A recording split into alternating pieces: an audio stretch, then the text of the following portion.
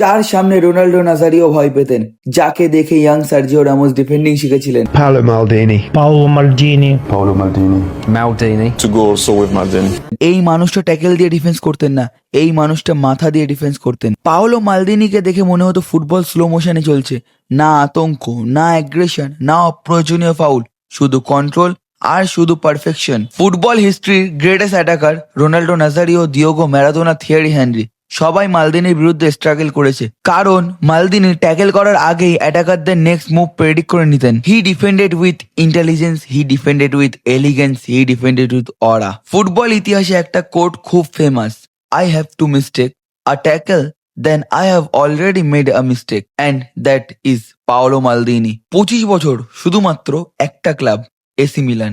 No drama, no controversy, just loyalty, greatness and legacy. আজ ফুটবলে ডিফেন্ডাররা ফাস্ট, স্ট্রং, অ্যাগ্রেসিভ, কিন্তু elegant like Maldini never again.